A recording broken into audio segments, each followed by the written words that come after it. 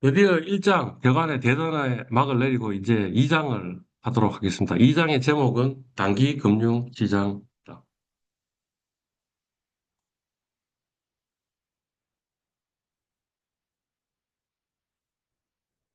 단기금융시장이고요. 이제 단기금융시장이 뭐 어떤 건지 대략 한번 이야기를 해보고, 그 다음에 단기금융시장을 이 각 시장별로, 시장의 종류별로 한번 이야기해 보겠다라는 게 목차인 것 같네요. 그죠? 예. 그래서 단기금융 상품이 뭐가 있냐? 콜이라는 게 있고, 그 다음에 RP라는 게 있고, CD라는 게 있고, CP가 있고, 그 다음에 단기사채라는 게 있다 해서 이 다섯 가지의 단기금융시장 상품에 대해서 공부하는 게 이 장의 내용이 되겠습니다.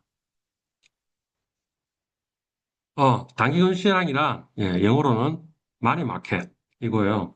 한국말로는 이 만이라는 단어를 통화라고 번역하기도 하고 만이라는 단어를 화폐라고 번역하기도 해서 어떤 책을 보면 통화시장 또는 화폐시장이라고 이야기했는데 이게 별로 좋은 번역이 아닌 것 같다. 이런 이야기가 되겠죠. 그죠? 예. 왜냐하면 어, 통화시장 또는 화폐시장 통화나 화폐 시장이라고 하면 뭔가 돈을 교환하는 시장 같은 느낌이 들잖아요. 그죠? 그러니까 영어를 그냥 직역한 건데 별로 좋은 번역이 아닌 것 같고요.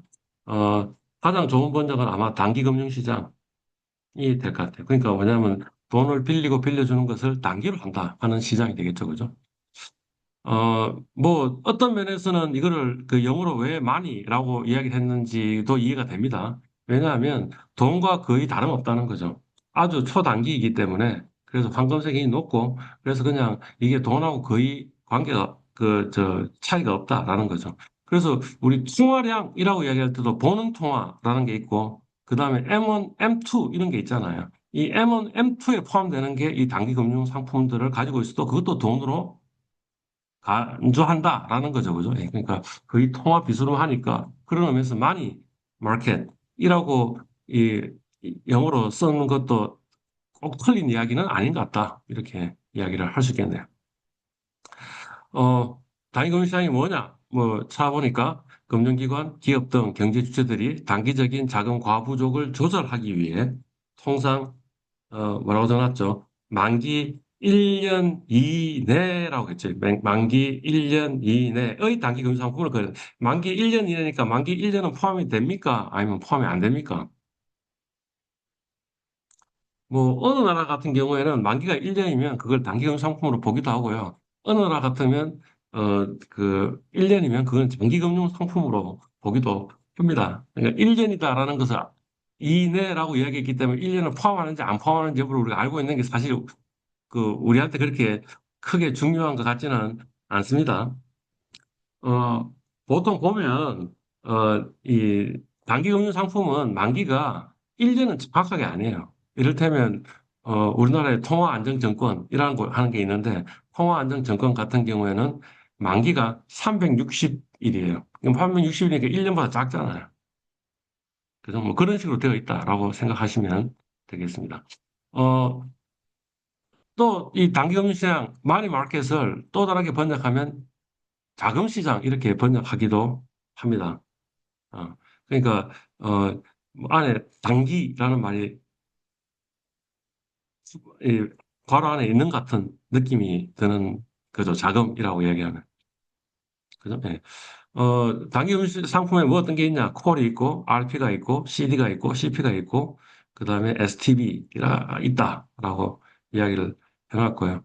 이 중에 어떤 거는 이 채권의 형태를 가지고 있는 것도 있습니다. 실제 실물이 있는 거죠.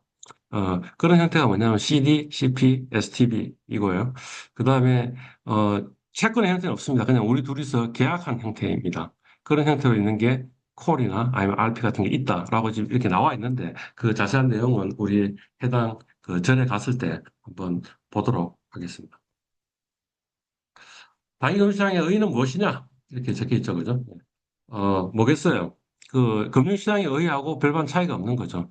돈이 필요로 하는 사람이 있고, 그 다음에 돈이 남아도는 사람이 있으니, 그러니, 그거를 서로 이 필요한 사람과 남아도는 사람 사이에를 연결시키는 거. 그게 금융시장, 연결시키는 시장이 금융시장이라고 이야기했고, 여기는 단기 금융시장이라 했으니까 단지 뭐예요? 단기적으로라는 거죠. 단기적으로.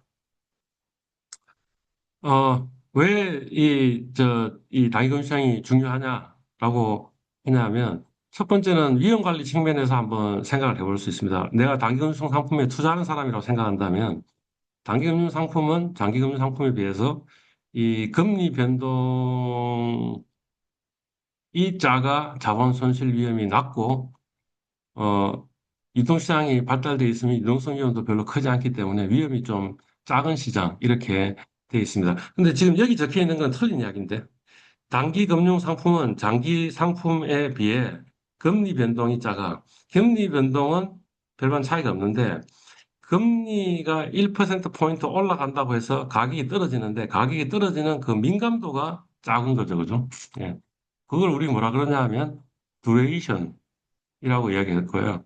듀레이션이 사전적인 의미가 잔존 만기라고 이야기를 했으니까 잔존 만기가 길면 듀레이션이 길고 잔존 만기가 짧으면 듀레이션이 짧고, 그러니까 그 말은 뭐냐면 이자 1% 상승에 대해서 금리가 조금 변하고 듀레이션이 짧은 것은, 듀레이션이 긴 거는 많이 변한다. 이 정도만 그냥 상식적으로 머릿속에 기억을 하고 있으면 좋을 것 같습니다. 듀레이션의 개념은 1학년 때 금융 수학 시간에 이야기했는데, 뭐 잊어버린 사람도 있겠죠. 그럼 방금 제가 했던 그 이야기만 기억을 하고 있으면 좋겠습니다. 여하튼 그냥 그 단기 금융 상품이 투자자 입장에서 어떤 장점이 있냐면 위험이 좀 적다라는 것을 갖고 있으면 되겠죠. 그러니까 경제 불확실성이 커질 때는 장기 자산 대신에 단기 자산으로 대체하면 좀 내가 그 노출된 위험을 좀 줄일 수 있는 그런 가능성이 있어서 단기금 상품이 관심을 좀 가져야 됩니다라는 이야기를 하고 있습니다. 그죠? 가령 워런 버핏 같은 경우에는 이제 위험 자산하고 그다음에 안정 자산하고 비중을 뭔가 가지고 있겠죠, 이 사람이. 가지고 있는데, 그런데 이 안정 자산은 전부 다 뭐로 갖고 있냐 하면 그 미국 재무성 단기 채권 트레저리 빌을 가지고 있습니다. 트레저리 본드도 안 산다는 거죠. 장기 채권 안 산다는 거죠. 아예.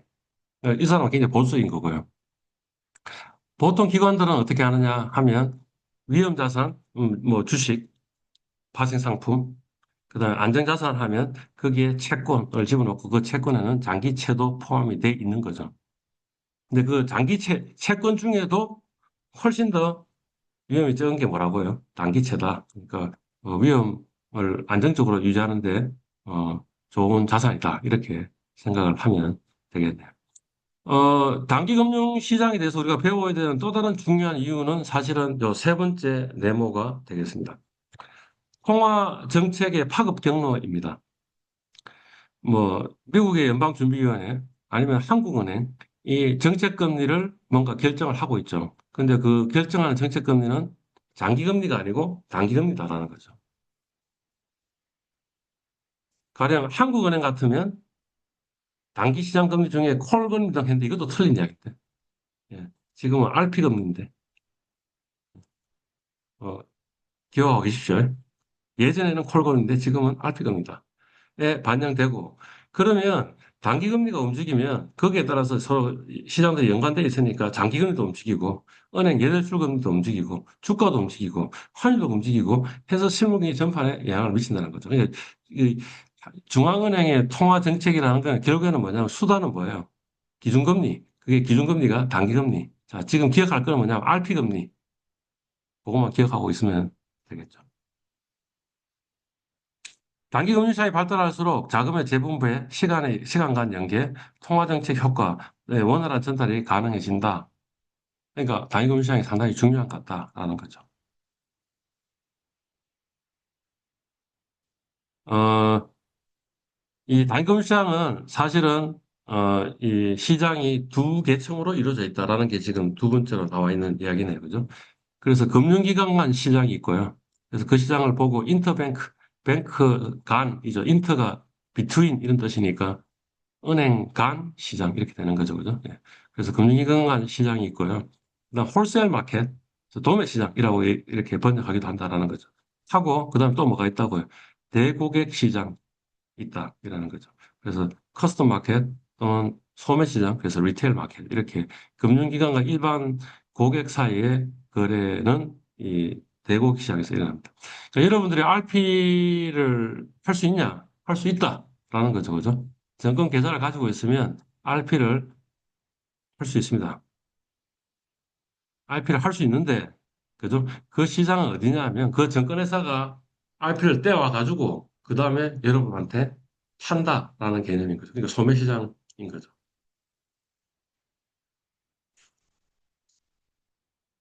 어, 뭐 아까 콜, 그 다음에 RP, CD, 그 다음에 CP, 그 다음에 단기 사채 이렇게 이야기를 했으니까 그래서 그거를 지금 이 한국의 금융시장, 한국은행이 발간한 한국의 금융시장에 보니까 이걸 이 비교하는 표가 있어서 그 표를 보면서 이게 대략 뭐 어떤 건지라는 것을 한번 비교해 보자라는 거죠. 예. 그러니까 도입 시기로 보니까 가장 오래된 게 콜이네요. 콜. 뭔지는 모르겠지만, 예. 그 다음이 뭐냐면 CD네요. 뭔지는 모르겠지만, 그죠? 그 다음이 뭐냐 하면 RP네요.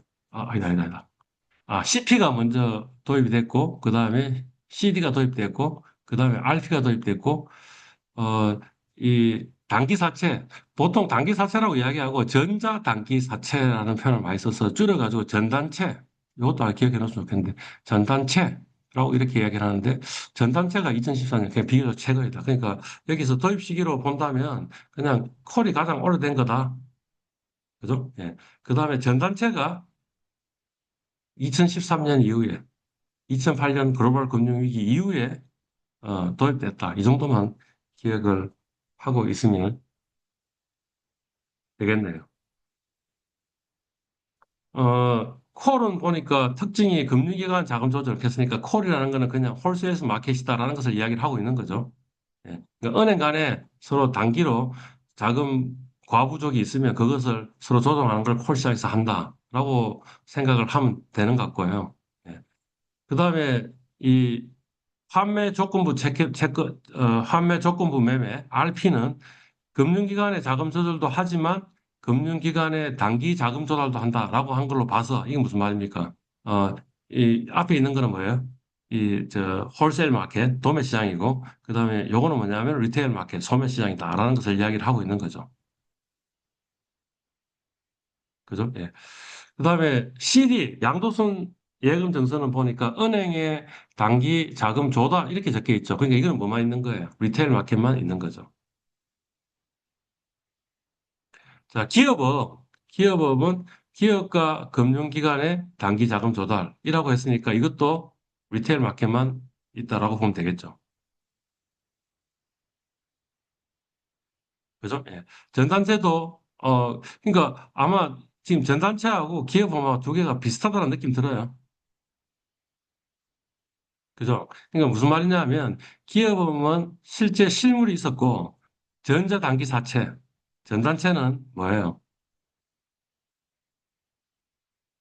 전자적으로 된다 하는 게 가장 큰 차이인 것 같은 느낌이 드네, 그죠? 기업 어음하니까 이거는 채권이 아닌 것 같잖아. 근데 발행 주체는 누구예요?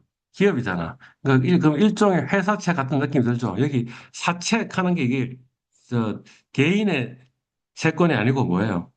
회사 할 때 사자의 채권이죠. 그러니까 회사채인데 단기 회사채, 그 단기 사채 이렇게 했고 이게 전자적으로 등록되어 있는 거라서 전단채 이렇게 이야기한 거다라는 것을 알 수 있겠네요. 법적인 성격, 금전의 소비 대차. 그러니까 콜은 뭐예요? 계약이라는 거죠. 콜은 계약이고요. 그 다음에 RP는 뭔가 정권을 매매하는 거다라는 거고요. 그 다음에 소비 임칙하는 단어가 뭔지 모르겠는데 이게 하여튼 뭐냐면 은행이 돈을 빌리는 거예요. 뭐 이런 거예요. 뭐 어떤 거냐면 우리 저 정기예금 하잖아. 그죠? 예. 정기예금 하면 만기 되기 전에 정기예금을 깰 수 있어요. 깨면 벌금이 나오잖아요. 그죠? 그러니까 어느 누군가가 생각을 한 거죠. 어떤 생각을 한 겁니까? 정기예금 정서를 만들고 정서를 딴 사람한테 팔 수 있도록 하면 어떨까라고 생각한 거죠. 그럼 만기 이전에 했지만 딴 사람 산 사람이 만기에 그 돈을 받아갈 거니까 그러니까 은행 예금을 깬 게 아니니까 벌금은 안 물고 그죠? 예. 저는 황금성을 가진 거죠. 현금을 회수했으니까. 그게 CD입니다. 그러니까 이것도 정권, 일종의 정권, 이런 거래. 그죠? 예. 어, 기업은 약속은 채무정권. 그죠? 예. 내가 언제 시점에 이 돈을 주겠습니다, 갚겠습니다. 라고 얘기하는 약속된 정서이다라는 거죠. 그러니까 이것도 일종의 정권. 이렇게 얘기를 하시죠. 뭐, 전자, 단기, 사채라고 하면 당연히 그거는 채권이겠죠. 그죠? 예. 어, 왜 소비 인차라 말이 붙였을까? 어, 제 생각에 대략 이런 것 같은데, 어, 이 뭐냐면, 양도성 예금 정서, 아, 아닙니다. 예, 지금 잘 모르겠네. 이게 왜 소비 임차인지 누가 알아봐 주면 고마울 것 같아요. 참가 기간, 예, 자금 조달 기간, 그 다음에 자금 운용 기간, 그 다음에 중개 기간, 이렇게 세 개 기간 좀 나눠놨는데, 그러니까 뭐 콜은 금융기관에 돈을 빌려주는 기관인데 주로 보니까 금융기관 중에도 은행이나 그 다음에 정권, 회사가 주로 돈을 빌린다라는 거고요. 그 다음에 자금 운용하는 기관도 은행이나 자산운용사이고, 그 다음에 자금중개기관이 한국자금중개라는 곳이 있어가지고 그 자금중개기관이 중개를 한다. 이렇게 적혀 있는. PD는 뭐의 약자일까? Primary Dealer 한번 찾아보십시오. OMO는 뭐의 약자지? 잘 모르겠는데. 누가 좀 답을 올려주면 좋겠네요. 음. 어, 판매 조건부 매매는 지금 앞에서도 이야기했지만 이 인터뱅크 마켓도 있고 그다음에 커스텀 마켓도 있다라고 이야기를 했잖아요. 그죠? 예. 근데 인터뱅크 마켓에서는 돈 빌리는 게 정권, 자산운용, 은행, 정권신탁, 정거금융이고 그다음에 자산운용, 은행 신탁, 증권 신탁, 증금융이니까 뭐 서로 특별히 어느 기관이 돈을 좀 많이 빌리고 어느 기관이 돈을 많이 빌려주고가 아니고 그냥 모든 금융기관들이 서로 돈 빌리고 빌려주는 그런 관계에 있다라는 것을 이야기를 하고 있는 것 같네요. 그죠? 이 커스텀 마켓으로 가면 정권, 은행, 정권금융, 종금, 최신관서 이런 곳이 뭐예요? 이 뭔가 사람들의 돈을 받아가지고 그 다음에 역시 마찬가지로 아니네. 정권, 은행, 정금융, 종금, 최신관서가 이, 저, RP를 통해 가지고 돈을 조달하는 쪽이다라고 이렇게 되어 있는. 중개기관은 RP 같은 경우에는 장내시장도 있고 장외시장도 있는데 장내시장은 한국거래소이고 장외시장은 정권금융이나 아니면 한국자금중개라는 곳이다라는 거죠. 계속 지금 한국자금중개라는 곳이 나오는데 여기가 어떤 건지 좀 관심을 가지면 좋지 않을까라는 생각도 좀 듭니다. 보통 그 뭡니까 이 카지노에서 돈 버는 사람 누구라고요? 도박 하우스에서 돈 버는 사람 누구라고요? 하우스 짱이잖아요, 그죠? 예, 이 볼이 떼가지고 그 돈 가지고 돈을 버는 카지노도 돈 많이 버는 이유가 그런 거. 강원랜드가 돈 많이 버는 이유도 그런 거고. 그러니까 마찬가지로 한국거래소가 돈을 많이 벌고 있다는 거죠. 그러니까 돈 많이 벌었으니까 직원들한테 월급도 많이 주겠죠라는 거죠. 근데 한국거래소는 신의 직장이라는 거를 누구나 알고 있잖아요. 근데 들어가기 힘들잖아요. 그죠? 근데 한국자금중개라는 곳을 들어본 적 있나요? 들어본 사람이 별로 없을 거라는 거지. 그죠? 그러니까 사실 우리가 관심이 신이 꼽을 주는 직장은 어디라고 한국자금중개일 것 같다라는 생각이 든다라는 거죠. 예. 그래서 좀 관심을 가지십시오라는 겁니다. 정권금융은 이거는 이제 공기업이니까 뭐 그 모르는 사람은 많을 수 있지만 아는 사람은 다 알아가지고 여기에 들어가려고 다 눈에 불을 켜고 있으니까 쉽지 않을 거고 그죠? 예. 양도소 예금 정서는 보니까 예금 은행 그다음에 양도세금征收는 은행 간 시장, 그 대부분 시장도 있는 값네요. 그래서 은행 간 시장에서는 이 돈 대주는 게 은행이고, 그다음에 대국 시장에서는 금융기관, 법인, 개인. 예. 그러니까 어 제가 앞에서 이야기할 때는 뭐라고 했냐면 CD는 주로 대국 시장에 있다라고 얘기했는데, 근데 그냥 그 끝나는 게 아니고 CD로 돈을 빌려 가지고 그 돈 가지고 다른 은행에 CD를 사주기도 한다라는 이야기를 하고 있는 거네, 지금 여기. 이걸 보니까. 그죠? 증권, 종금, 자금 중개. 뭐, 종금사는 별로 그렇게 관심을 안 가져도 됩니다. 이제는 거의 없어진 제도니까. 어, 기업은 돈 빌리는 게 기업이겠죠. 그죠? 그 다음에 금융기관. 금융기관도 CP를 기업은 발행할 수 있겠죠. 그죠? 예. 금융기관도 단기 자금이 없으면 돈을 발행할 거고요. SPC는 뭐의 약자인가요? Special Purpose Company. Special Purpose Company. 예. 그러니까 특수 목적 회사. 어, 뭐 여러 가지 목적으로 특수 목적 회사를 만들 수 있는데 그중에 대표적인 게 그냥 부동산 프로젝트. 그래서 부동산 프로젝트를 총괄할 시행할 업체로 이 특수 목적 회사를 만들어 놓고 그 특수 목적 회사가 CP를 발행하는 거죠. 그죠? 예. 근데 이 특수 목적 회사는 굉장히 그냥 페이퍼 컴퍼니 같은 그런 형태거든. 그게 돈이 별로 없다고. 그러니 어떻게 하냐면 이 특수 목적 회사가 가지고 있는 자산을 담보로 해서 CP를 발행하는 거죠. 그래서 그거를 영어로 하면 뭐예요? Asset Backed CP, Commercial Paper. 그죠? 그래서 ABCP라고 얘기하는 거입니다. 어, 뭐 금융기관, 법인, 개인들이 이 CP를 산다라는 거죠. 최종적으로는 아마 개인이 사겠죠, 그죠? 역시 마찬가지로 정금, 정건, 자금 중개가 중개를 하고 있습니다. 하는 거죠. 그죠?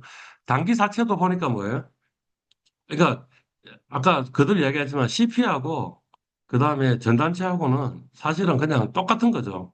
그러니까 CP 시장을 없애버리고 이 종이로 이래 왔다 갔다 하는 것은 뭔가 관리가 안 되니 그걸 없애버리고 이 전자로 등록되어 있는 그 이 기업 단기 사채 기업 단기 회사채 시장을 활성화시키려고 만들어진 게 요거니까 그러니까 사실은 요 두 개는 내용이 비슷할 수밖에 없다라는 거죠, 그죠? 예.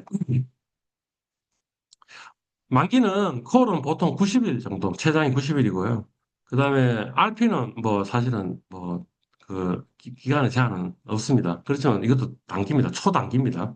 콜도 그렇고 RP도 그렇고 초단기이고요. 그냥 지금 막 이것저것 이야기하니까 머릿속에 정리가 안 되는데 그냥 이래저래 이런 것이 있구나라고 대략 이야기하고 이제 중요한 건 제가 강조해서 다시 한번 이야기를 드리도록 하겠습니다.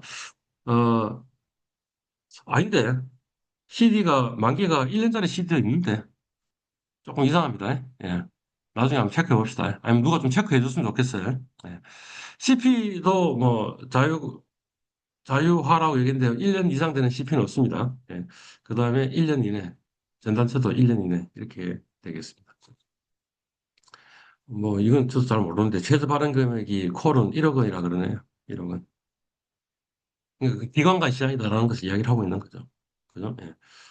어, RP는 보니까 이 우체국에서 만약 RP를 산다면 그러면 최소 내가 5만 원 살 수 있다. 이게 이제 대국이 이야기하는 거고요. 그렇지만 그 이 기관간 시장에서는 이것도 역시 마찬가지로 1억일 겁니다. 잘 모르겠네요. 1억이 아니고 10억인 것 같은데. 한 거래 단위가. 이것도 한번 체크해 봐야 될 것 같은데요. 예. CP는 뭐 개인한테 CP를 발행하기도 하니까. 그러니까 사실 금액에 뭐 제한은 사실 없다라는 거고요. 그 다음에 CP도 이제 그 정거사를 통해서 할 때는 1억 원이다. 이렇게 돼 있는 거죠. 근데, 이것도 좀 이상합니다. 이게 이제 CP나 전단체 같은 걸 개인이 살 수 있거든요. 그때는 금액의 단위가 작을 건데, 단위가 없을 건데, 라는 생각이 듭니다. 이것도 확인해 봐야 될 것 같습니다.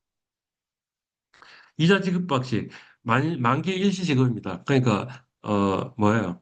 만기에 중간에 이자 주는 거 이런 거 없고요. 역시 마찬가지로 RP도 그렇고, 그다음에 양도소 예금 증서는 이거 무슨 말이에요? 할인 방식 선지급 이거 무슨 말이에요? 자, 액면이 1억이라면 그러면 1년짜리 CD를 내가 사는데 액면이 1억이라면 지금 얼마 주고 산다는 거예요? 9천만 원 주고 사는 거예요. 그럼 어떻게 되는 거예요? 1천만 원치를 할인한 거죠. 그죠? 그러니까 이자를 지금 받은 거예요. 만기에 얼마를 받아요? 1억을 받죠. 원금을 받는 거잖아요. 그러니까 원금보다 더 적게 되는, 그러니까 일종의 할인채 같은 형태를 가지고 있는 거죠. CP도 마찬가지네. 할인 방식 선지급. 그 다음에 전단지도 마찬가지네. 그죠? 중도환매, 어, 콜은 그냥 계약이고 단기니까 중도환매 이런 개념이 뭐 계약을 파기하는 거죠. 그죠? 그 다음에 RP도 말하자면 일종의 계약이니까 계약을 파기하는 게 될 것 같고요. 어, CD는 유통시장에서는 딴 사람한테 팔 수 있죠. 그러니까 금지하는 게 좀 이상한 이야기인 것 같고. 그죠? 그 다음 CP하고 단기 사건은 증권이니까 팔 수 있겠죠. 그죠? 예. 그러니까 다시 앞으로 되돌아가가지고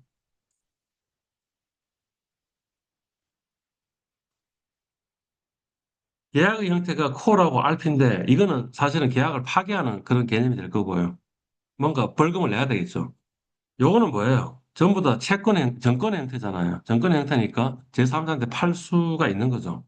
단지 CD 같은 경우에는 장 외 시장만 존재할 거고 CP하고 그 전단체는 아마 그 장내도 있을 거예요.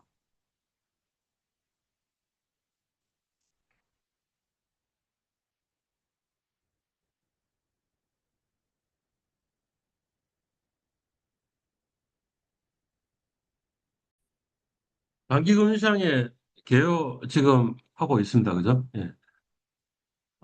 이번에는 시장 규모가 어느 정도 되는지를 한번 보자. 단기금융시장은 발행액이 400조 원이고 이게 어느 정도 큰 거냐라고 하면 주식시장 시가총액이 2,500조 원이니까 만약 500조 원이라고 치면 그럼 5분의 1 정도 되는 거네요. 그죠? 물론 이제 하나는 발행액이고 하나는 시가총액이니까 사실 좀 이야기하기는 쉽지는 않죠. 그러니까 어 이게 단기금융시장에서 발행액이라고 하면 가령 이를테면 만기가 7일짜리다. 그럼 1년 동안에 몇 번 발행됐겠어요? 뭐 1년에 52주다. 그럼 52번 발행됐으니까 굉장히 뻥튀기 되는 거죠. 그죠? 근데 주식시장은 만기가 무한대잖아요. 영구이잖아요. 그러니까 2,500조 원이 계속 그냥 유지되고 있는, 1년 동안 계속 유지되고 있는 그런 거니까 좀 비교하기는 쉽지는 않은 면은 있긴 있네요. 그죠? 예. 가령, 1인물 같은 경우에 250 영업일을 만기 연장한 경우도 포함이 되겠죠. 그죠? 예. GDP 대비해서 단기금융시장의 GDP 한 25% 정도 이거예요. 주식시장은 90%입니다. 그러니까 우리나라 주식시장이 이제 미국의 주식시장에 비해 가지고는 그렇게 큰 건 아니네요. GDP보다 작으니까. 그래서 예. 아마 미국은 아마 GDP의 몇 배일 것 같은데. 예. 어, 맨 마지막에 해놓은 동그라미는 뭐냐면 다임금 시장이 그 매니저를 하는 것도 괜찮은 것 같다. 그래서 마니 마켓 매니저가 그 운용하는 규모가 10조 원 정도이고요. 근데 에쿼티 마켓의 그 펀드 매니저 같은 경우는 1조 원이니까 굉장히 큰 금액을 운용한다라는 거죠. 예. 그러니까 그 말은 달리 하면 에쿼티 마켓의 펀드 매니저는 수가 굉장히 많다라는 거고요. 그 다음에 마니 마켓의 매니저는 수가 적으니까 서로 다 아는 사람들끼리 하니까 뭐 굉장히 큰 손해를 보고 이런 일은 안 벌어지겠죠.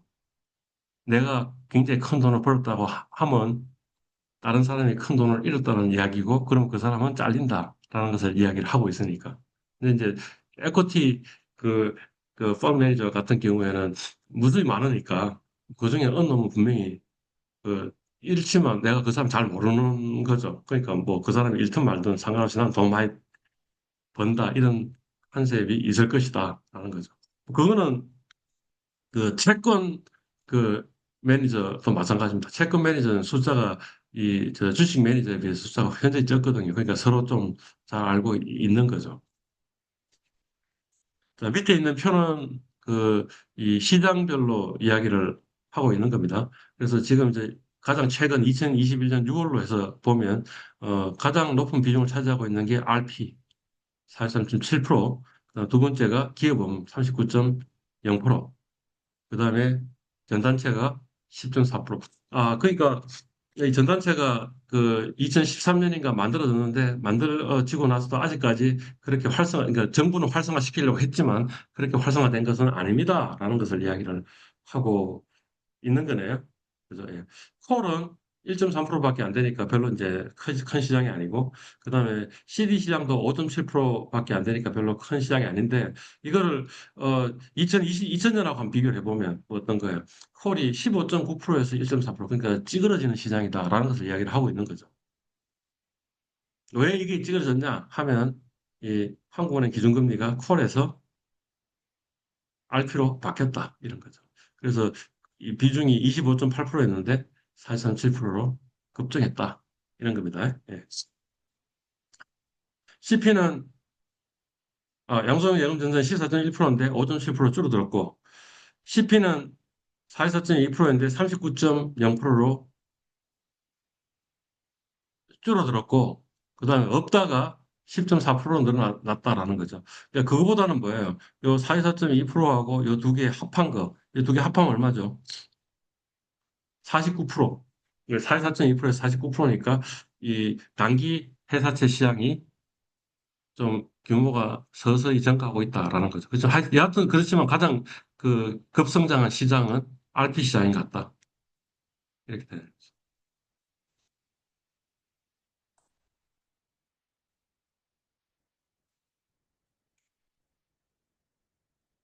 자, 그, 이 1절 개요는 그냥 대략 이렇다라는 것만 이해를 하시면 될 것 같고, 기억해야 될 중요한 거는 뭐냐 하면, 뭔가 이 위험이 좀 적은 것 같다. 그래서 그야말로 안전자산이다. 두 번째 네모, 그죠? 그 다음에 기준금리는 RP금리다. 그래서 기준금리는 RP 시장을 좌우한다. 그리고 그것이 다른 시장에 파급이 돼가지고 실물 경제 전체를 영향을 미친다. 요거 기억하는 게 중요한 것 같고요. 그 다음에 뭐예요? RP 시장이 가장 급성장했다. 그죠? 예. 전단지 시장이 2013년에 만들어졌지만 그렇게 성공적이지는 않다.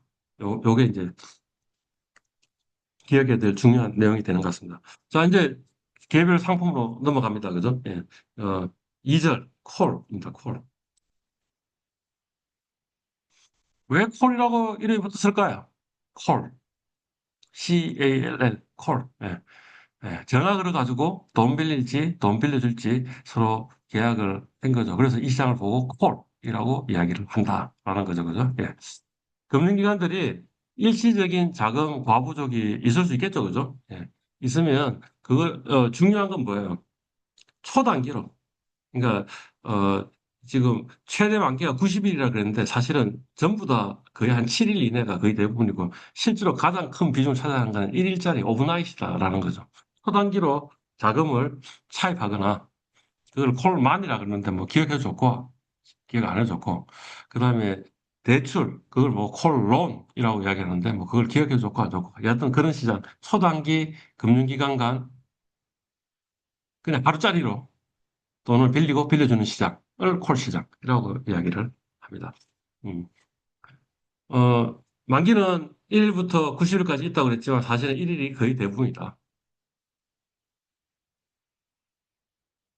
아까 이야기했네요. 예. 콜이라는 명칭은 전화로 거래가 이루어져서 그랬다. 이런 거죠, 그죠? 예. 이 시장은 홀세일스 마켓이다. 그래서 결국에는 뭐예요? 이 금융기관이고요. 특히 이 단기로 돈의 과가 생기고 부족이 생기는 게 주로 뭐 때문에 생기냐면 은행은 예금을 받으면 예금 중에 일부를 중앙은행에다가 지급준비금으로 지급준비 계좌로 집어넣는다고 그랬잖아요. 그러면 그 같은 경우에 어떤 일이 벌어지는 거예요. 이 지급 준비 계좌의 밸런스가 그 필요한 지급 준비금보다 더 많아지기도 하고 더 적게지기도 하는데 그러면 그때 돈을 서로 빌리고 빌려주는 그런 일들을 한다는 거죠. 그 과한 데가 돈을 빼고 못한 데가 돈을 집어넣고 이렇게 안 하고 그냥 그 이 중앙은행 안에 지급 준비 계좌 안에서 돈이 왔다 갔다 하는 그런 일들이 벌어지는 게 원래는 시작이었다라는 거지. 예, 그게 콜 시장이 시작이었고요. 어, 이제 지급준비금이 필요 없는 금융기관도 있잖아요. 증권사, 보험사, 종금사, 신탁회사. 이런 데는, 이 지급준비 계좌를 안 갖고 있으니까 그냥 바깥에서 콜로 해가지고 돈을 빌리고 빌려주는 것들을 한다라는 거죠. 예.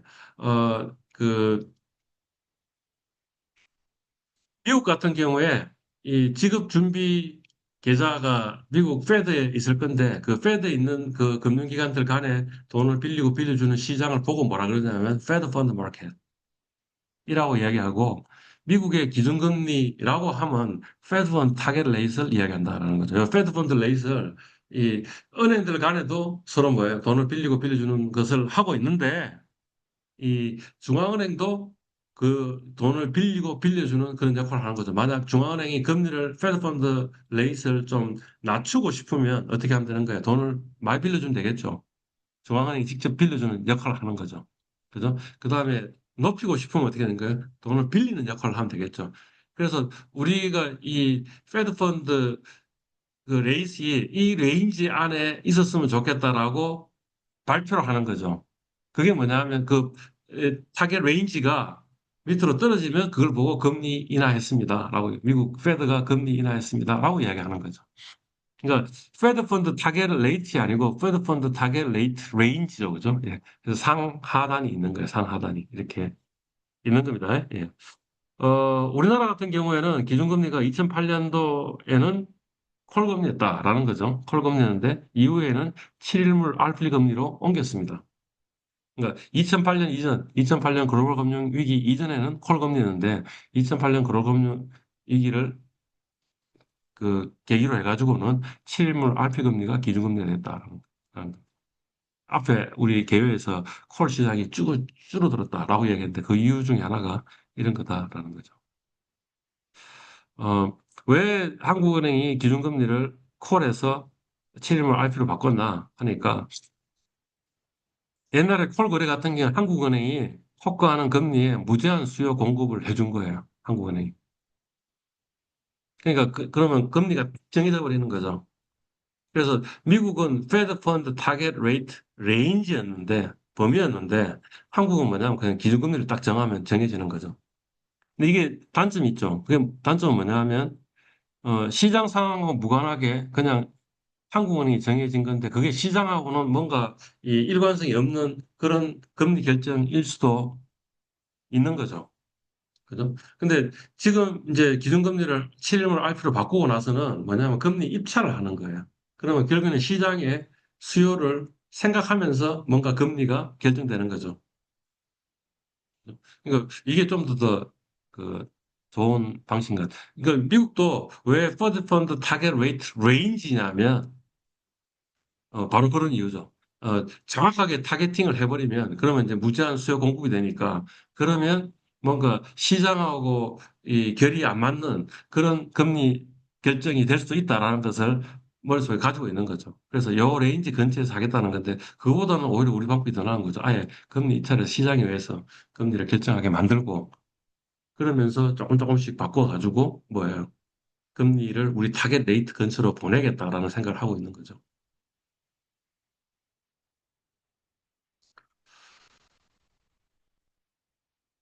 이런 건 뭐냐?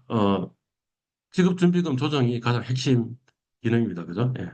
그 다음에, 어, 부수적으로는 유동성 공급도 하고, 또 유동성을 줄이기도 하고, 이런 걸 하는 거죠. 그죠? 예. 예전에는 통화정책 경로였다라는 거죠. 그죠? 예. 콜금리가 기준금리가 되도록 만든 거죠. 크게 다르지 않게 관리하며라고 했는데, 크게 다르지 않게 관리하는 게 아니고, 그냥 무제한 공급, 그 다음에 조달하니까, 그냥 그 금리가 기준금리가 됐던 건데. 그죠? 예. 시장 안정 기능을 하겠죠. 만약 금리가, 돈이 부족하다 하면 이 콜 시장을 통해서 중앙은행이 돈을 공급해 주니까. 그죠? 예. 만기는 최장 90일 이내라고 얘기했지만 실제 거래의 대부분은 이기물이고 이기물의 비중이 93.9%이다. 두 번째는 담보가 있냐? 돈 빌리고 빌려줄 때 담보가 있냐? 하면 무담보하고 담보 두 가지가 있는데 그렇지만 2015년 이후에는 무담보가 거의 대부분이다. 기본적으로 지급준비금 계좌를 가지고 있는 금융기관 또는 그에 준하는 금융기관이 지금 이 콜시장에 참가하고 있으니까 사실 신용이라는 거는 그렇게 문제가 되지 않는 거죠. 만약 이런 금융기관이 신용이 문제가 되기 시작하면 그때가 뭐냐면 금융위기가 되는 거죠. 거래 단위는 1억 원이고요. 금리 변동 단위는 1%의 100분의 1입니다. 1%의 100분의 1, 0.01%를 보고 뭐라 그러냐면 베이시스 포인트, 1BP 이렇게 합니다. 보통 채권 시장의 기본적인 이 금리 변동 단위가 뭐냐면 100분의 1%입니다. 그래서 1BP, 베이시스 포인트라는 걸 잘 기억해 주십시오. 100분의 1%라는 걸 기억해 주십시오. 예. 거래 방식은 주로 중개 거래입니다. 그러니까 장외시장에서 돈 빌리려고 하는 금융기관과 빌려주는 금융에 직접 만날 수도 있는데 그걸 보고 직거래. 근데 직거래 비중은 1% 미만이고요. 대부분은 뭐라고요? 거의 전부가 중개거래가 있는다. 이유는 내가 그에게 돈이 필요로 한다라는 것을 상대방한테 알리고 싶지 않은 거죠. 알려서 누군가가 돈이 굉장히 지금 짜친다라는 사실을 알게 되면 그러면 그다음부터 그걸 이렇게 착취하는 그런 일들이 벌어지겠죠. 금리를 막 올리고 뭐 이런 일들이 벌어지겠죠. 그죠? 그래서 보통은 익명으로 거래하기 위해서 누군가 중간에 거강꾼을 끼는 거죠. 그게 누구라고요? 한국자금중개라는 회사. 지금 다시 또 제가 강조해서 이야기를 하고 있습니다. 그러니까, 모든 컬 거래에서는 이 한국자금중개가 중개 수수료를 이렇게 떼가는 게 되겠죠. 중개기간은 2021년 6월 기준으로 한국자금중개, 그 다음에 서울외국환중개, 그 다음에 KIDB 자금중개 등 세 곳이 지금 콜 거래소의 중개 업무를 담당하고 있습니다. 이 중에 한국 자금중개는 한국은행 자금부가 있다가 그 한국은행 자금부가 그 금융결제원의 자금중개실이 되었다가 자금중개실이 다시 스핀오프돼서 별도 회사가 된 회사입니다. 한국자금중개고 서울 외환중개하고 KIDB 자금중개는 이제 민간이 설립한 자금중개 회사가 되겠습니다. 단순 중개가 원칙이지만 필요할 경우에는 매매 중개도 허용하고 있지만 실제로 매매 중개는 안 합니다. 그러니까 딜러 역할을 안 한다는 거죠. 매매 중개하는 게 한국 자금 중개가 직접 콜 자금을 받아가지고 자기 이름으로 받아가지고 다시 또 다른 사람한테 팔고 되팔고 하는 일은 안 하고 거의 뭐가 일어난다는 거예요. 그냥 살 사람하고 팔 사람하고 연결시켜주는 일만 하고 있다. 그런 거죠. 그리고 그 쌍방으로부터 돈을 받는다. 이런 이야기네. 그러니까 지금 어떻게 되는 거예요? 지금 이제 콜마니, 돈 빌리려고 하는 은행이 있고, 콜론, 돈 빌려주려고 하는 은행이 있으면, 그러면 각자 어떻게 하는 거예요? 아, 내가 돈을 빌리겠습니다라고 한국자금중개에다가, 그 맡기 쉬워도 한국자금중개가 엄청나게 클 겁니다. 과반수일 거예요. 예. 한국자금중개, 그러니까 한국자금중개란 말이 안 되고, 요 자금중개 회사에다가 이제 하면, 그죠? 그 다음에 또 돈, 그 빌려주고 싶은 사람도 마찬가지 신청을 하면, 저게 매칭되면, 아, 당신 둘이 이거 당신 거래 상대방은 누구누구입니다라고 이야기하면서 체결 통보를 해주는 거죠. 근데 실제 이 계좌는 어디 있다고요? 한국은행에 지급준비 계좌라고 그랬죠. 그러니까 어떻게 되겠어요? 이, 요 돈, 빌려주는 기관이, 우리 계좌에 있는 돈을, 돈 빌리려고 하는 요 은행의 계좌로 좀 이체해 주십시오. 지급준비 계좌 안에서 이런 이야기들을 하겠죠. 그래서 일이 벌어진다라는 이야기. 규모, 이 운영 규모가 전체 단기금융 시장에서의 비중을 본다면 비중은 줄어들었으나 그렇지만 여전히 단기 유동성 조달의 핵심 역할을 담당하고 있는 것은 맞다. 이렇게 적혀 있네요. 그죠? 예. 지금은 과거에는 사실은 지불준비금 그 계좌관도 있었지만 비은행도 있었잖아요. 그죠? 근데 이제 어떻게 했다는 거예요? 이제 그 비은행은 그러니까 이게 이제 뭐냐면 지급준비금 시장의 역할이 좀 더 강화되고 비은행은 전부 다 어디로 간 거예요, 지금? 어디로 갔냐면 RP로 가든가 아니면 전단체 시장으로 가든가 이렇게 분산이 됐다라는 거죠. 예. 그래서 왼쪽은 이제 규모가 좀 늘어났는데 늘어나는 게 다른 단기금융 시장보다는 덜 늘어났기 때문에 비중이 줄어들었다. 이런 이야기가 될 것 같고요. 자, 오른쪽은 뭐냐 하면 요 콜 거래 규모 중에 어느 기관이 많이 차지하고 있냐라는 것을 이야기를 하고 있는데 어떤 것 같아요? 녹색. 이게 뭐냐면 국내 은행이죠. 그래서 국내 은행의 비중이 많은 것 같다라는 이야기를 하고 있는 거죠. 예. 예전에는 국내 은행 말고 뭐 이렇게 이 증권사 비중도 상당히 높았던 것 같은데, 그죠? 외연 지점의 비중도 꽤 높았던 것 같은데, 지금은 많이 줄어드는 것 같다라는 이야기를 하고 있는 거죠. 음. 방금 그림으로 봤던 거를 표로 보면 더 명확해지겠네요. 그래서 콜, 콜론, 그다음에 콜마니 해가지고 기간별로 2016년부터 2021년 상반기까지를 두고 있는데, 그죠? 그리고 요 브래킷 안에 있는 게 비중이죠, 비중. 그죠? 요 네모 끝에 안에 있는 게 비중인데, 그죠? 어, 컬론 그 대출 시장에서 가장 큰 비중을 차지하는 게 지금 보니까 자산운용사 이거예요. 그러니까 그 말은 뭐냐면 자산운용사가 뭘 하고 있어요? 마니 마켓 펀드, 다시 마니 마켓 펀드. 그건 뭐죠? 단기금융 시장 상품에 투자하는 펀드이죠. 마니마켓 펀드에 돈을 일반 투자자 돈을 모아가지고 그 돈 가지고 돈을 빌려주는 역할을 하겠죠. 그래서 돈을 빌려주는 역할을 콜로 빌려주는 역할을 게 자산운용사가 42.8%인 거죠. 그다음에 돈을 빌리는 기관으로 가장 많은 비중을 차지하는 거는 보니까 증권회사이네요. 증권회사가 단기 자금이 필요할 때는 37% 정도의 돈을 빌리고 있다. 이렇게 되는 거네요. 그죠? 2016년도에는 그 가장 큰 비중을 차지하는 게 국내 은행이었는데 돈을 빌려주는 기관. 그죠? 이제는 뭐냐면 자산운용사. 그러니까 은행에서 펀드로 바뀌고 있는 거죠. 돈을 빌려주는 기관이. 그죠? 예.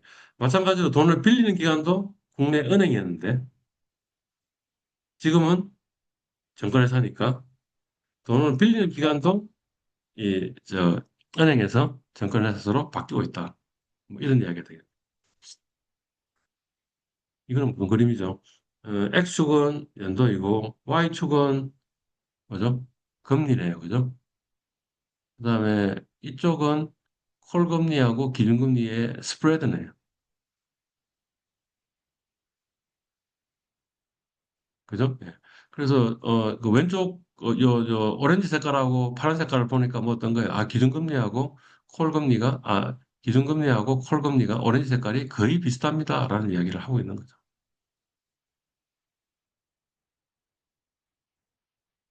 언제 저거 됐다 그랬어요? 2013년에 했나?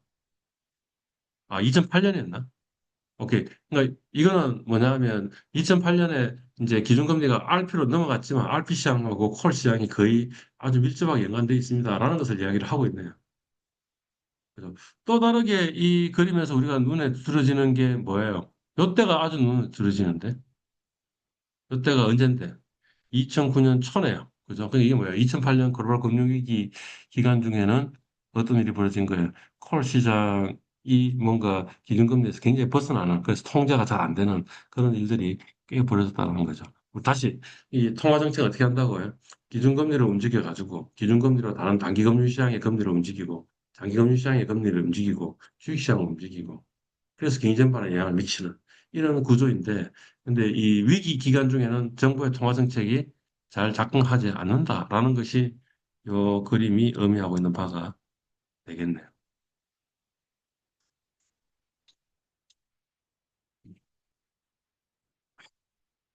자, 두 번째 2-1이니까 콜 시장에 연관돼서 이야기를 하는 거네요.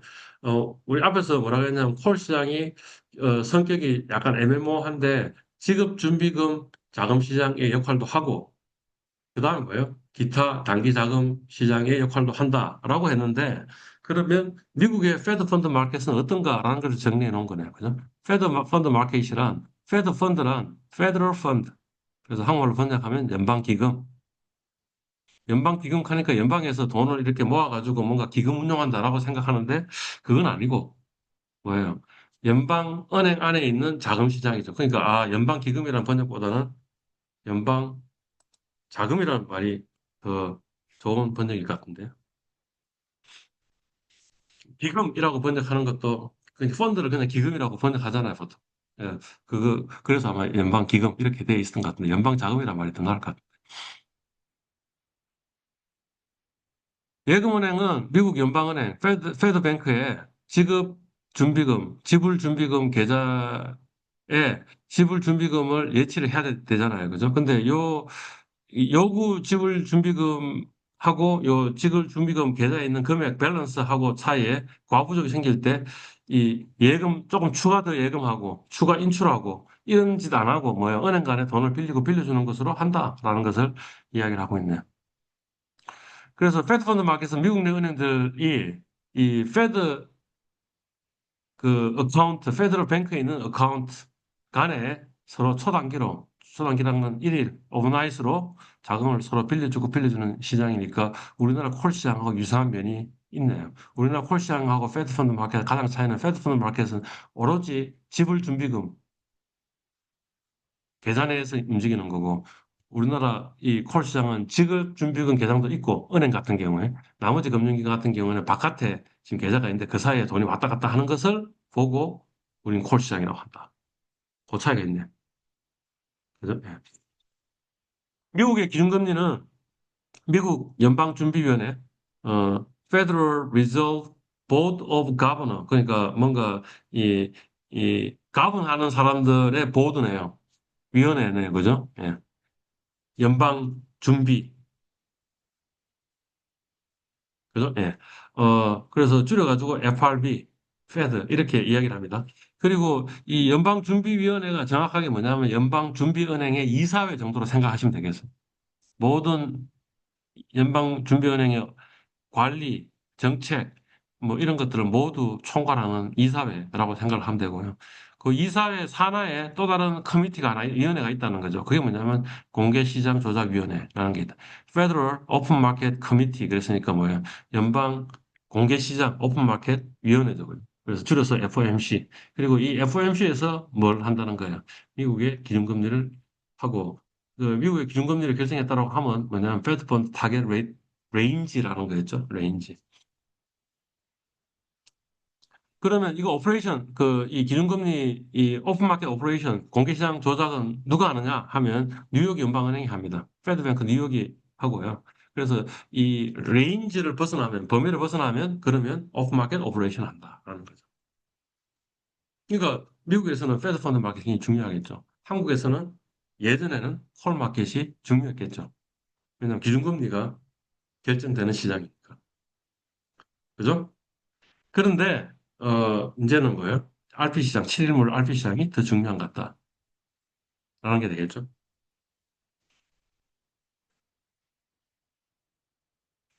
어, 자, 다음 시장, 판매 조건부 채권 매매.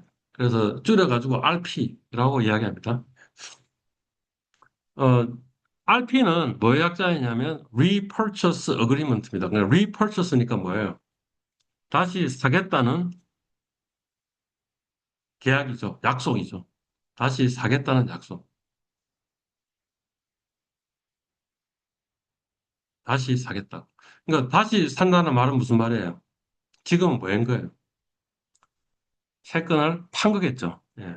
그래서 뭐냐면 지금 환매 조건부 채권 매매라고 적혀 있는데 사실 그거보다는 환매 조건부 채권 매도입니다. 매도. 매도이고요. 그러면 자, 다시 Repurchase Agreement를 줄여가지고 레포스라고 이야기하기도 하고 또는 더 줄여가지고 RP 이렇게 이야기를 하는 겁니다. 그러니까 환매 조건부 채권 매도라는 건 뭐냐면 환매 다시 매수하는 것을 조건으로 하여 채권을 매도한 후에 약속한 기일에 약속한 가격으로 채권을 매수하는 겁니다. 자, 중요한 것은 뭐냐면 약속한 가격입니다. 그러니까 무슨 말이냐면 나중에 채권을 재매수하는데 재매수할 가격이 이미 정해져 있습니다. 그러니까 그러면 캐시프로가 정해져 있을까요? 안 정해져 있을까요? 정해져 있습니다. 만약 그냥 채권을 매도하고 매수하는데 가격은 그때 시장 가격 매수한다 하면 내가 재매수할 수 있는 가격이 안 정해져 있잖아요. 그러니까 채권을 판매한 거고 단지 팔 때 내한테 사라. 네가 그 딴 사람한테는 못 팔고 내한테 팔아라라고 이야기를 하는 거잖아요.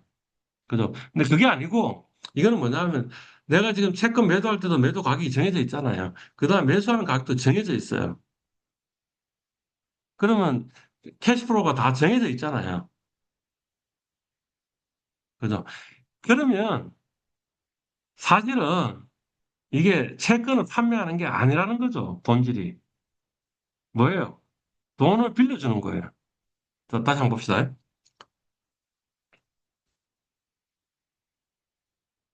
RP 매도자가 정권을 팔고요. 그 다음에 돈이 들어왔죠.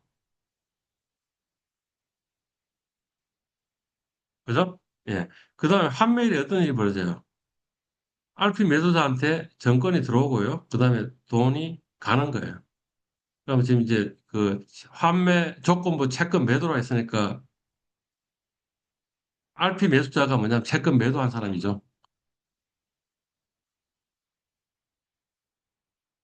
아, 잘못 적었다.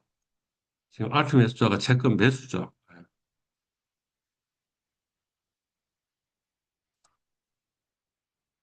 죄송합니다. 이게 매수고.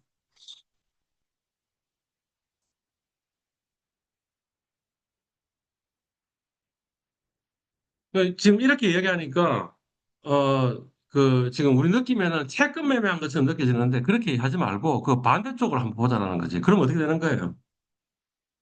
RP 매수자가 돈을 줬잖아요.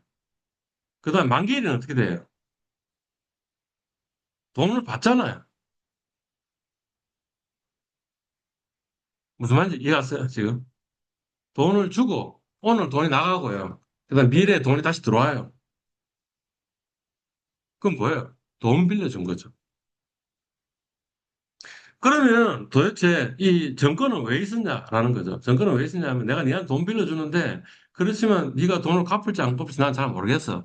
그러니 이거를 담보로 잡은 거잖아요. 어, 돈을 빌려준 거냐, 아니면 매매한 거냐라는 게 중요한 게 뭐냐면 요거죠. 약속한 가격에. 이거 잘못 적었습니다. 환매 조건으로 채권을 매수한 후에 약속한 기일에 약속한 채권을 매도해서 하는 거죠. 약속한 가격이니까 이건 사실은 그냥 채권 매매가 아니고 뭐예요? 돈 빌리고 빌려준 거래를 한 거죠. 믿지 못하니까 대신에 담보로 채권을 박아놔라. 이렇게 된 거죠. 그죠? 예.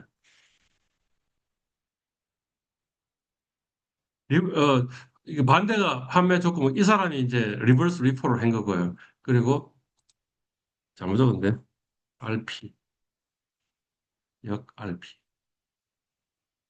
역 RP.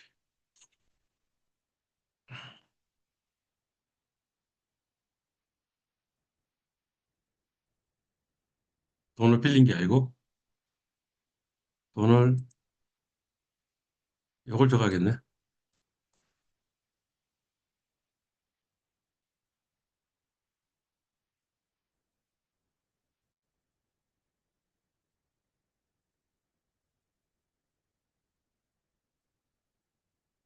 아니다.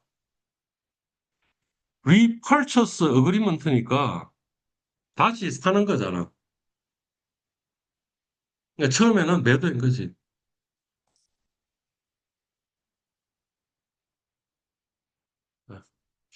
저도 헷갈렸습니다. 예. 다시 리퍼처스, 다시 사는, 채권을 다시 사는 거잖아. 그죠? 그러니까 이거는 그냥 돈 빌린 행위죠. repurchase. 나중에 돈을 다시 매수를 했으니까 매수를 했으면 돈을 주는 거잖아요. 그냥 돈을 갚는 거잖아요. 그냥 돈을 빌린 거죠. 그죠? 그러니까 처음에는 뭐예요? 재매수를 조건으로 해서 뭐예요? 채권을 매도한 거고, 그럼 환매 조건으로 채권을 매도한 후에 죄송합니다. 제가 지금 집중이 안 되는가 봐요. 손자가 채권을 매수한 거. 그죠? 돈을 빌리는데 채권이 담보가 된 거고,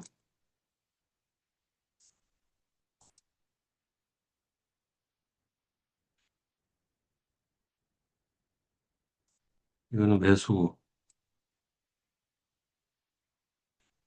이거는 계속 역계가 돼버리네. RP. 네, 헷갈립니다. 그죠? 근데 이것만 기억하면 되겠네. RP는 Repurchase Agreement니까 나중에 사는 거잖아. 그러니까 돈을 빌리는 거죠. 그러니까 이 사람이 돈을 빌린 거지. 맞죠? 이 사람이 돈을 빌린 거니까 여기에 리포한 사람이고, 요게 리버스 리포한 사람. 이렇게 되는 거죠. 아, 죄송합니다. 예.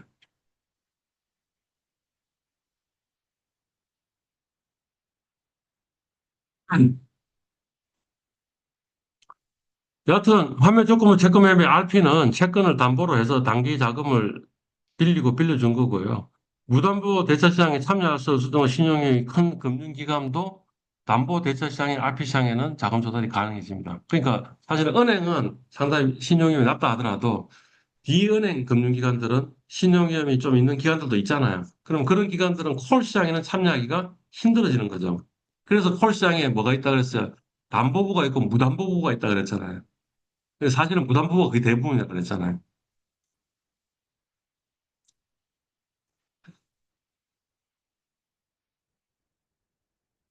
그리고 이제 이 같은 경우에는 지금 담보로 뭘 했어요? 채권을 담보로 한다 그랬잖아요. 그러니까 사실 이런 게 가능한 거잖아요. 내가 장기로 보유할 채권이 있는데 그 구매 자금이 내가 없어. 그러면 요 RP로 돈을 빌려가지고 그 돈 가지고 채권에 사면 되겠죠.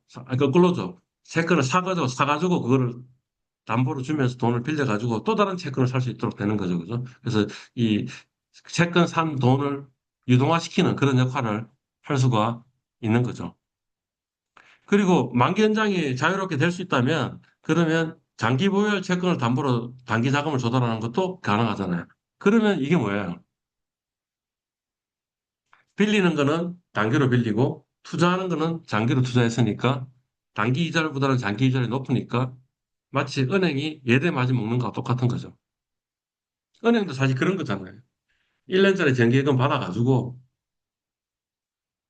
그 다음에 10년 대출해주고, 그러면 높은 이자 묻고, 10년이 안 됐으니까 아직 돈이 안 들어왔는데, 이 사람 말고 딴 사람이 또 1년 정기예금 하면 그 돈 가지고 이 사람한테 넘겨주고 하는 역할을 하잖아요. 그거와 똑같은 오퍼레이션을 할 수 있는 가능성이 생긴다라는 거죠.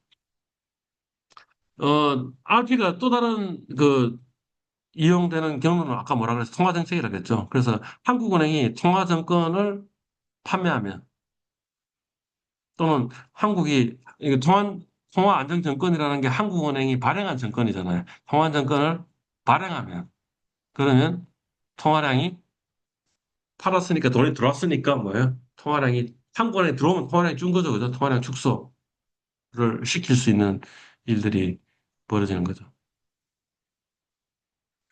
그 다음에 있는 내모는 사실 그렇게 중요한 것 같지는 않은데 이제 유형별로 구분하면 담보 성격에 따라서 스페셜 코레트럴 하는 것도 있고 그다음 제너럴 코레트럴이라는 것도 있는데 매매 대상 정권을 그냥 우리 계약할 때 그냥 개별로 지정하는 그런 것도 가능하고요. 그게 아니고 그냥 내랑 이런 그 뭐 국채이면 그러면 받겠다라고 하면 그건 제너럴 퍼포스잖아요. 그죠? 그러니까 점검 목록이 있으니까 그거 하면 그냥 자동으로 되는 구조. 그게 GC 뭐 이런 것도 있는데 뭐 그냥 그런 것도 있다 이 정도만 알면 되는 거지. 그렇게 중요한 가치는 않습니다.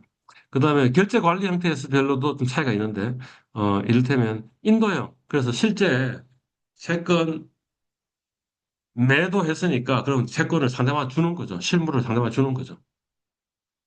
그런 방식도 있고요. 그다음에 어,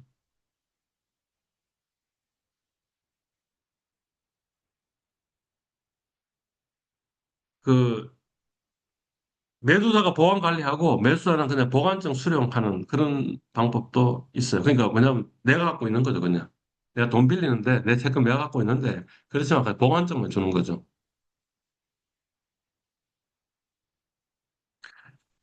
삼자 RP는 뭐냐 하면 이거를 예탁 결제를 다 맡겨 놓는 거죠.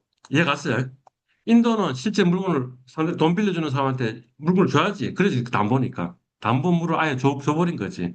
그죠? 점유 계정은 뭐예요? 담보물을 안 줬지만, 그렇지만 내가 지금 보관하고 있는 거고, 실제 만약 문제가 내가 돈 못 갚으면 이거는 네가 처리할 수 있어라고 뭔가 권리 증서를 준 거, 그게 보관증이잖아요. 그죠? 삼자 RP는 내가 갖고 있어도 못 믿겠고 너도 혹시 니한테 줘버리면 사실 내가 재매수한다 그랬는데 근데 딴 사람 팔아버리면 어떡해? 그것도 못 믿겠으니 제3자한테 그걸 보관하자 하는 게 제3자 간 RP. 인 거죠. 예. 근데 요거는 어떤 문제가 있어요. 채권을 상대방한테 주려면 뭐 거래 비용도 생기고 이런 것도 있지만 대신에 뭐예요? 적어도 그 돈 빌린 사람이 디폴트 낼 가능성은 줄어들겠죠. 왜냐하면 그러면 바로 이 채권, 이돈 빌려준 사람이 다 채권 처분해 버릴 거니까. 그죠? 점유 계정형은 비용은 적겠죠. 왜냐하면 그냥 원래 채권 갖고 있는 사람이 갖고 있는 거니까. 그죠? 근데 대신에 뭐예요? 디폴트 낼 가능성이 신용이면 커지는 거죠. 그죠? 어, 이 전문 예탁 기관이 그걸 가지고 있으니까 그러면 이제 관리 비용은 좀 약간 떨어질 거고 그러면서 신용위험도 떨어지겠죠. 그래서 보통 기관 간 RP나 아니면 장내에서 RP 할 때는 아예 그냥 이 예탁 결제원이 채권 다 갖고 있는 거야 그냥 다 가지고 있고 단지 뭐냐면 여기 이게 돈 빌려주는 담보로 했다고 기록만 전자로 다 기록되는 거죠. 그게 이제 세 번째 형태입니다. 근데 뭐 그렇지만 요거는 그냥 그런 게 있다 이 정도만 알고 있으면 되지 그렇게 중요한 내용은 아닌 것 같습니다.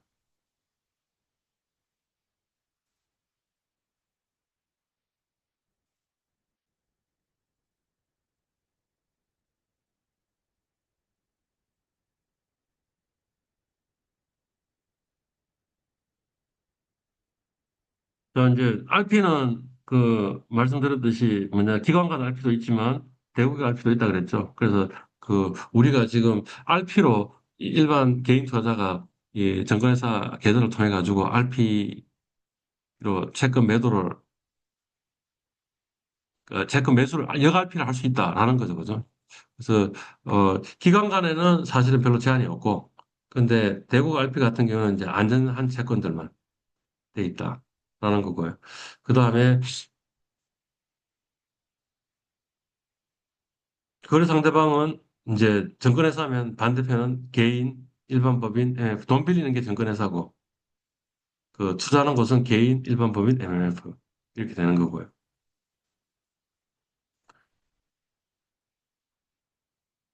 기관 간 RP는 사실 진짜 관리가 안 된다 그러면 그냥 거래를 안 할 거니까 사실 제한이 없고 그렇지만 뭡니까 대국 RP 같은 경우는 신용 등급이 그래도 좀 우량하다고 해서 투자 등급이 되는 것들을 하고 있다. 그죠? 예. 어, 거래 방식이 직거래도 가능하겠죠. 기관들 같은 경우에는 그죠? 그리고 뭐 삼자 결제도 사실 가능하지만 그렇지만 뭐 상대방한테 인도하는 것도 가능하고 그다음 내가 점유하는 것도 가능하고 이렇게 될 거예요. 그죠? 근데 이제 대고액 같은 경우에는 내가 지금 이제 정권에서 돈 빌려줬는데 RP로 돈 빌려줬는데 그 채권을 내가 가지고 있는 게 상당히 힘들잖아요. 그러니까 보통은 그냥 예탁 결제로 예탁돼 있거나 아니면 그냥 정권회사가 여전히 그 RP를 보관하고 그 채권을 보관하고 있는 이런 구조이다라는 겁니다. 어, 만기 6일 이내가 거의 대부분이다. 그죠? 그리고 기간은 뭐예요? 이길물이 거의 대부분이다. 근데 7일물이 좀 있다. 왜냐하면 한국은행의 통화 정책은 7일물 RP를 기준으로 하기 때문에 7일물이 좀 있다. 이 정도 기억하시면 될 것 같아요. 담보 관리는 어떻게 하느냐 하면 예탁기를 시가평가를 하고 있고 105%를 그러니까 지금 버프를 둔 거죠, 그죠? 100% 아래쪽으로 떨어지면 디폴트가 날 수 있잖아요. 그러니까 105% 해가지고 만약 그 채권의 가치가 떨어지면 그러면 이제 뭔가 그 담보를 더 집어넣어야 된다라고 이제 요구를 하도록 이렇게 돼 있는 거죠. 반면에 기관 같은 경우에는 일일 정산 해가지고 하면서 그냥 돈 그 가치가 떨어지고 올라가는 것에 대해서 이 돈을 받고 넣고 할 수 있도록 이렇게 되어 있습니다. 어, 증권사가 주로 RP, 그 대국 시장에서 RP를 매도, 그냥 증권사가 채권을, 국채를 보유하고 있는 거죠. 아니면 공채를 보유하고 있는 거죠. 금융채를 보유하고 있는, 특수채를 보유하고 있는 거죠. 보유하고 있는 것을 담보로 해서 고객들한테 돈을 빌리는 거죠.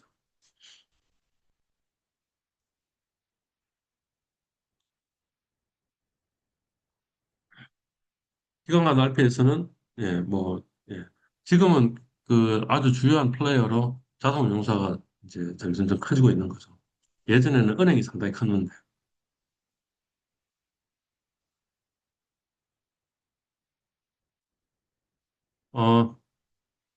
RP를 다 끝내려고 했는데, 좀 시간이 많이 지났네요. 그래서, RP 하다가 중간에 지금, 수업을 마치도록 하겠습니다.